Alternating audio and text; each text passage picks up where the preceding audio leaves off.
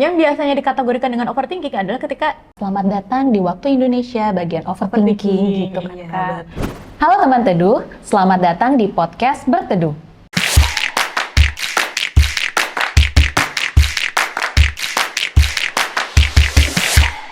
Hari ini teman teduh akan dipandu oleh aku, Sarah, selaku psychological content writer dari Teduh. Nah, hari ini aku nggak sendiri, tapi ditemenin oleh Kak Riza. Halo Kak, gimana kabarnya? Halo teman teduh semuanya, halo Sarah. Alhamdulillah kabarku baik-baik aja. Gimana nih kabar kamu? Oke, puji Tuhan kabar aku baik, masih mencoba untuk baik nih Kak. Oke. Nah Kak, hari ini kita akan ngobrolin suatu topik yang mungkin banyak diperbincangkan atau dialami oleh teman-teman yang topiknya itu adalah overthinking. Oke Kak, tanpa perlu lama-lama lagi, boleh nggak sih Kak bantu aku untuk kasih tahu overthinking itu apa sih Kak? Nggak boleh. Oh nggak boleh gitu ya. Maksud aku kan gini, overthinking itu kan dari kata over dan kok jadi main-main sih? Oke Kak Ica, tanpa perlu lama-lama lagi, boleh nggak sih bantu aku untuk kasih tahu apa sih yang dimaksud overthinking? Overthinking ya. Ya memang benar sih, overthinking itu adalah bagian dari proses berpikir. Dimana sebenarnya ketika kita overthinking itu adalah kita sedang berpikir, tapi berpikirnya diulang terus dengan topik yang sama lagi, sehingga akhirnya malah membuat itu sebagai sebuah hal yang kurang produktif ya. Oke. Jadi overthinking itu adalah ketika kita udah memikirkan satu topik terlalu lama atau terlalu dalam sampai itu udah nggak lagi produktif buat diri kita. Nah, aku jadi pernah dengar istilah juga nih, jadi teringat gitu ya Kak, ada istilah over planning atau over complicating. Nah, itu sebenarnya sesuatu yang sama atau sesuatu yang berbeda atau yang satu negatif, yang satu mah oke-oke aja, gimana tuh Kak? Oke. Kalau menurutku pribadi ya, kalau udah ada over di depan namanya itu sebenarnya pasti udah kurang baik ya. Karena kan semua hal yang berlebihan itu tentunya bukanlah hal yang baik buat diri kita. Semuanya harus dalam tahap wajar juga. Thinking dalam tahap wajar itu boleh, overthinking jangan. Planning dalam tahap wajar boleh. Kalau berlebihan juga kayaknya nggak perlu. Oke. Complicating kayaknya complicating aja udah.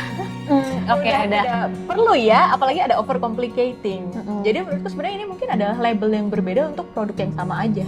Jadi ibaratnya Kak, kalau misalnya kita melakukan atau membuat planning nih untuk besok, minggu depan, itu masih it's okay. Tapi kalau misalnya kayak sampai mikiran 10 tahun ke depan, apakah itu udah termasuk ke yang over planning atau overthinking itu tadi atau gimana tuh Kak? Oke. Pada dasarnya membuat rencana itu bukan hal yang salah ya. Tentunya kita sebagai manusia juga lebih baik punya rencana supaya bisa mempersiapkan diri ke depannya itu perlu ngapain. Nah, kalau di bayanganku sih yang disebut dengan over planning itu sebenarnya adalah ketika kita sudah menyiapkan rencana untuk hal-hal yang ada di masa depan, baik itu dekat maupun jauh ya, tapi ke level-level di mana sebenarnya itu tidak perlu sedetail itu atau tidak perlu dalam itu perencanaannya. Karena balik lagi yang namanya membuat rencana kan pasti nantinya akan ada situasi-situasi di mana perlu berubah atau adanya hal-hal yang di luar kendali kita. Jadi ketika kita terlalu kaku membuat rencana, itu takutnya malah jadinya membuat kita ngerasa nggak nyaman atau kewalahan ketika memang rencananya harus berubah. Planningnya nggak salah, tapi ya hidup di masa kini dulu ya Kak, fokusnya ke yang masa sekarang. Kalau perencanaan mendetailnya mungkin ya nggak apa-apa yang besok atau yang minggu depan, tapi kalau yang 10 tahun lagi tuh kayaknya perlu wanti-wanti. Iya, boleh sebenarnya bikin rencana 10 tahun ke depan ya. Misalnya 10 tahun ke depan ingin sudah punya tabungan sekian banyak jumlahnya. Itu boleh banget karena kita lihat lagi itu rencananya realistis atau enggak. Misalnya aku pengennya berapa ya sekian gitu nominalnya. Dan dengan penghasilanku sekarang itu masih make sense untuk dicapai 10 tahun ke depan. It's okay banget buat rencana kayak gitu. Tapi kalau misalnya aku mau buat rencananya, aku ingin 10 tahun ke depan punya tabungannya adalah sekian banyak jumlahnya. Dari tabungan sekian banyak itu, aku sudah ingin bisa tabungannya sekian banyak itu harus 10% datangnya dari passive income, 10% lagi dari punya pacar, 20% lagi dari mana. Seakan aku sudah mengendalikan semua aspek dalam hidupku dan aku sudah pokoknya mati pukul kayak ketok palu, harus 10% tuh dari sini, nggak boleh lebih, nggak boleh kurang.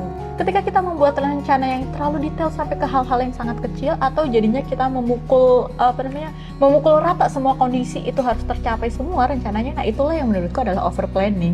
Kita terlalu keras dan terlalu kaku, jadinya kan kayak susah ya. Ada nggak ya Kak kira-kira ciri-ciri atau karakteristik menonjol kalau misalnya kita sudah mengalami overthinking? Menurutku yang paling pertama itu adalah ketika kita sudah nggak bisa lagi mengendalikan isi pikiran kita. Balik lagi, overthinking adalah ketika kita berpikir terlalu dalam atau terlalu lama di satu topik yang sebenarnya itu sudah tidak lagi produktif untuk kita pikirkan terlalu lama.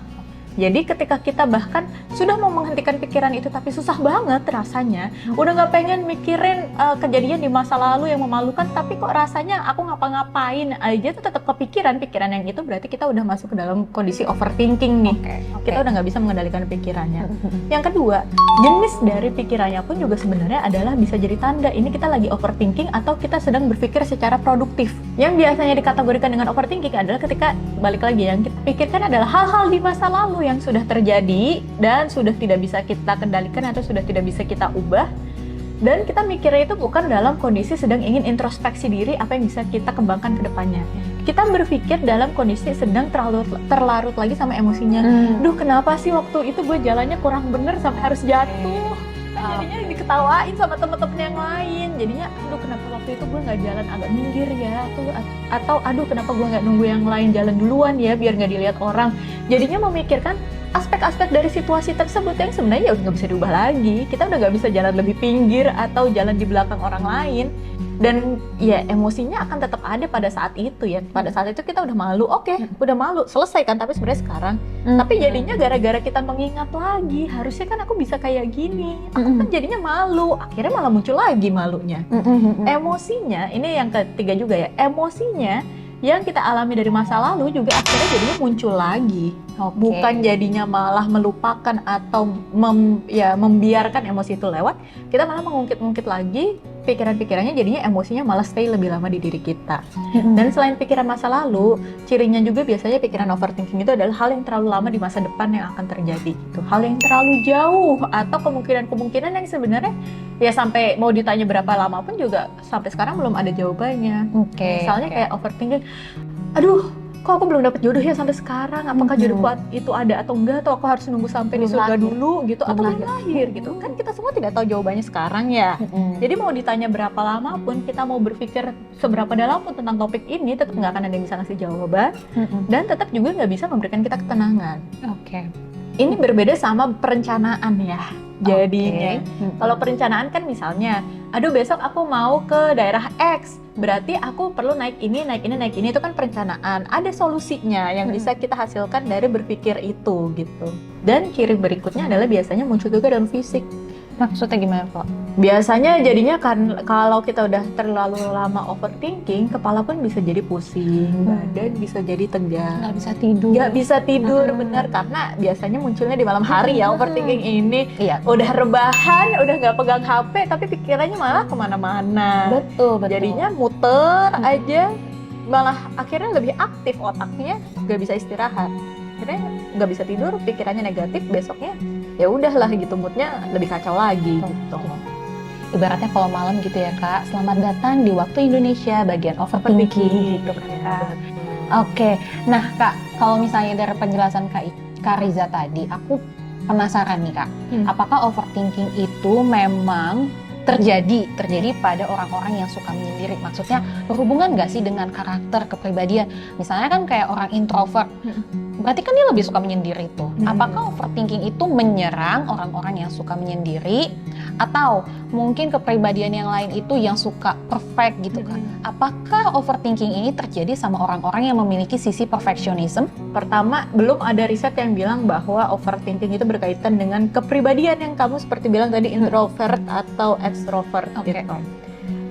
Jadi kalau misalnya berkaitannya dengan apakah orang yang lebih senang menyendiri itu pasti overthinking, itu belum tentu, belum ada riset yang bisa membuktikan itu. Tapi kalau ketika ngomongin kepribadian itu sebenarnya adalah kecenderungan kita untuk suka hal-hal yang perfeksionis atau jadinya ingin semuanya serba perfect, itu memang biasanya berpengaruh sih. Overthinking itu emang mempengaruhi Bukan mempengaruhi. Memang ketika kita ingin semuanya itu serba sempurna dan serba semuanya sesuai dengan ideal kita jadi cenderung akan lebih fokus ke hal-hal sekecil apapun dan hal-hal detail apapun, sehingga kalau tidak sesuai pasti kita akan memikirkannya terus-menerus karena kita punya standar tertentu. Tapi menurutku pribadi sebenarnya perfeksionisme bukan bagian dari kepribadian ya. Itu sebenarnya lebih kayak dorongan kita atau naluri kebutuhan kita untuk bisa memenuhi standar tertentu. Jadi ini perlu dibedakan juga nih teman-teman ketika membahas perfeksionisme. Dia sebenarnya bukan termasuk ke dalam kepribadian ya, tapi adalah ciri aja kayak sifat ya, lebih sifat daripada kepribadian. Sifat seseorang untuk memang menyukai hal-hal yang sempurna atau ingin mencapai standar tertentu. Jadi gitu sih. Kalau perfectionism ya ada hubungannya, tapi kalau yang introversion atau extroversion sih sejauh ini emang belum ada yang membahas itu. Oke.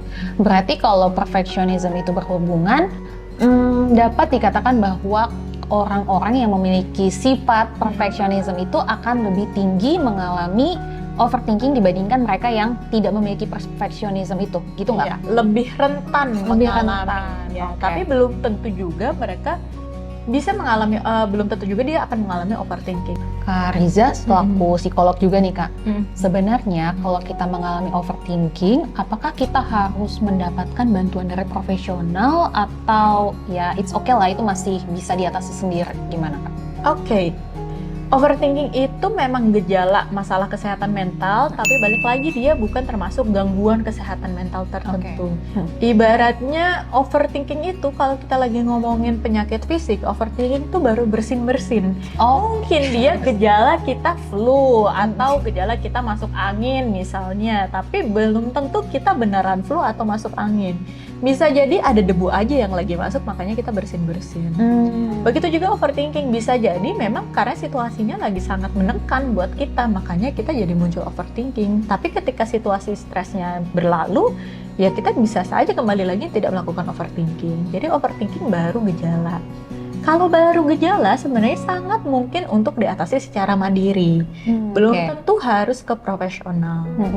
Tapi kalau memang misalnya overthinkingnya ini sudah sangat mengganggu aktivitas harian, nggak bisa perform di kerjaan atau nggak bisa nyelesain tugas karena terlalu sibuk overthinking, itu baru mungkin perlu bantuan dari tenaga profesional supaya masalahnya lebih cepat dan juga lebih efektif ya dihandle atau dikelolanya juga. Oke, berarti untuk tahu apakah perlu ke tenaga profesionalnya itu yang kayak Kak Riza bilang tadi ya, apakah kita masih bisa mengendalikan pikiran kita itu, atau ya pikiran itu udah kayak benang kusut aja gitu, udah nggak bisa diurai lagi, berarti kita perlu awareness, udah sampai mana sih limit kita, nah baru kita ke psikolog ataupun ya tenaga profesional lainnya, begitu Kak? Betul. Kenali limit kita itu tidak hanya dari seberapa kusut ya kita merasa kepala kita, tapi bisa dilihat juga dari aktivitas harian kita. Bisa dilihat dari apakah kita masih bisa menjalankan aktivitas harian kita secara cukup normal atau cukup produktif atau enggak. Maksudnya ya tetap bisa jalan, misalnya tetap bisa bangun dari kasur, tetap bisa berangkat sekolah, tetap bisa berangkat kerja dan teman-temannya. Yang kedua, apakah tadi overthinkingnya itu sudah mengganggu orang lain, nggak cuma mengganggu kita? Emang bisa Kak? Mungkin saja kan, bisa jadi terjadi ya, karena kita terlalu sibuk dengan overthinking kita jadinya nggak berhubungan sosial dengan orang lain, atau kita jadinya mengganggu orang lain karena misalnya ada tugas-tugas yang perlu kita selesaikan tapi akhirnya tidak selesai, jadinya menghambat progres kerjaan teman kita atau rekan kerja kita, dan itu kan sebenarnya sudah mengganggu orang lain ya. Mungkin buat kita itu tidak merasa mengganggu, tapi karena teman-teman kita terganggu, kita nggak nyelesain, nah itu berarti bisa jadi salah satu tanda juga nih kalau overthinking kita itu sudah di tahap dimana perlu sepertinya bantuan profesional. Dan bisa juga kalau itu sudah membahayakan diri kita atau diri orang lain. Membahayakan ini maksudnya adalah bisa jadi karena overthinking kita jadinya tidak memperhatikan kondisi fisik kita, tidak menjaga kesehatan tubuh kita, atau bahkan jadinya malah membuat kita lupa makan dan teman-temannya sampai tumbang gitu atau sampai pingsan. Itu kan sudah membahayakan diri, karena itu perlu juga tuh udah di refer atau sudah dibantu oleh tenaga profesional.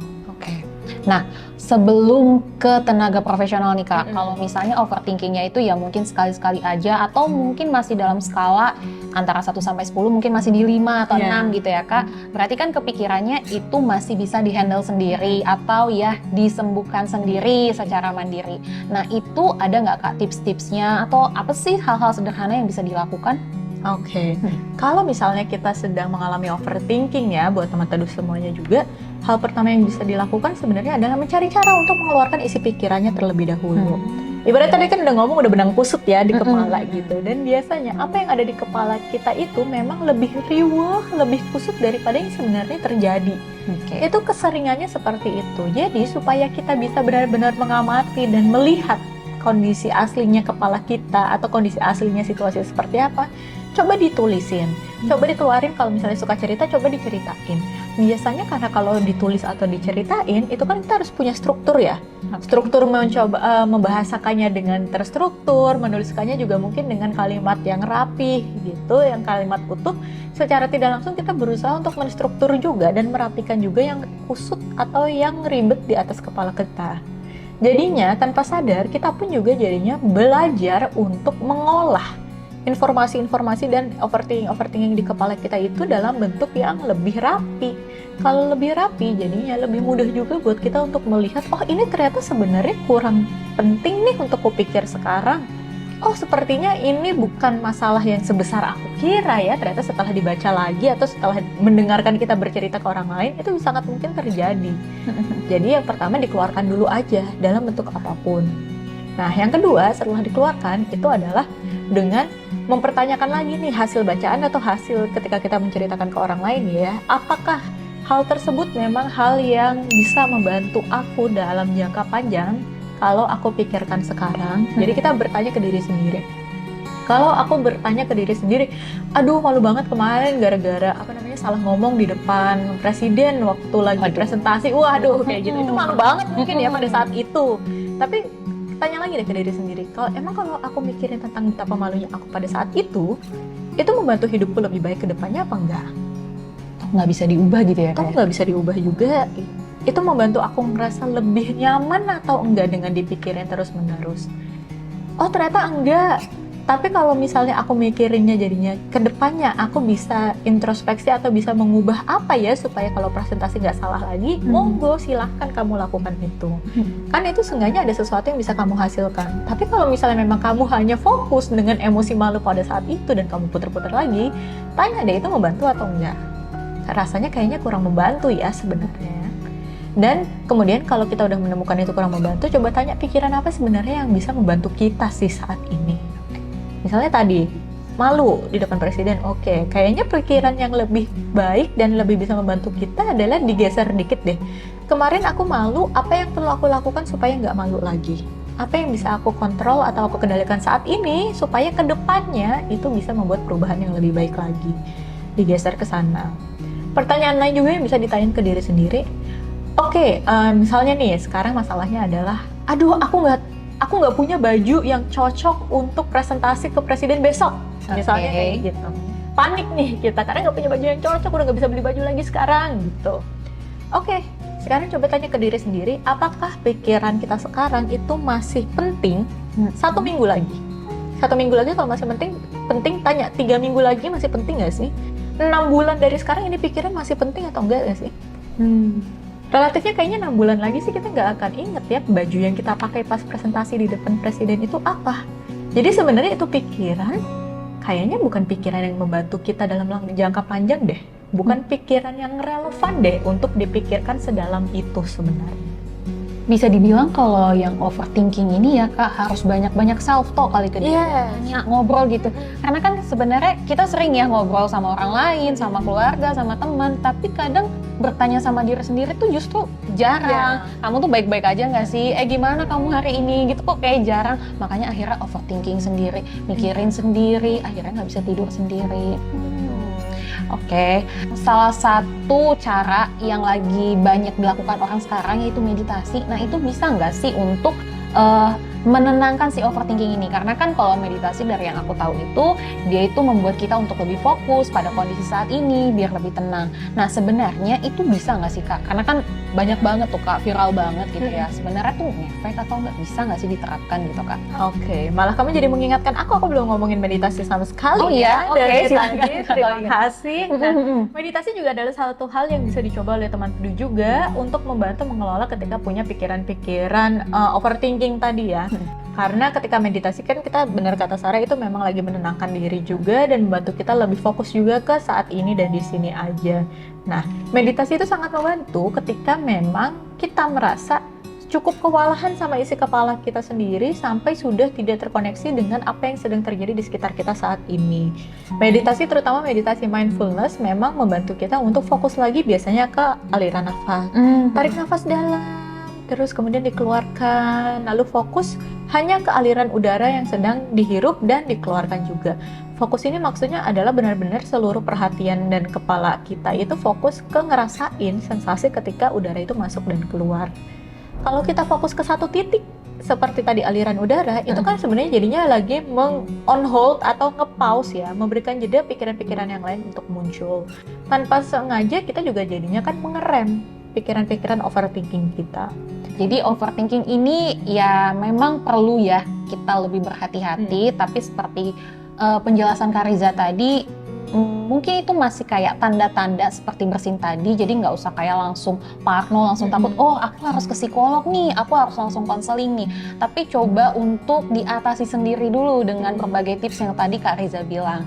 Ibaratnya aku kegambar dari podcast hari ini, aku ngerasa ketika kita overthinking ada sejenis kayak hint untuk kita slow down dulu. Mungkin emang udah terlalu ruwet gitu, jadi it's okay to take a step back gitu kan, kita istirahat sejenak, ambil waktu untuk ya mengurai sedikit benang-benang tersebut, dan itu nggak salah gitu ya Kak? Nggak salah banget. Oke, nah teman-teman, semoga podcast ini banyak membantu teman-teman yang lagi overthinking ya, dan jangan lupa Teduh juga menyediakan aplikasi yang menyediakan berbagai kegiatan self-help. Di situ teman-teman bisa ya memilih topik yang sesuai dengan kondisi saat ini. Kemudian Teduh juga menyediakan meditasi-meditasi yang bisa membantu teman-teman untuk mengatasi overthinking. Dan kalau misalnya teman-teman udah ngerasa kayaknya aku butuh bantuan profesional, Teman Teduh juga bisa melakukan konseling secara online. Sampai berjumpa di segmen podcast selanjutnya. Terima kasih.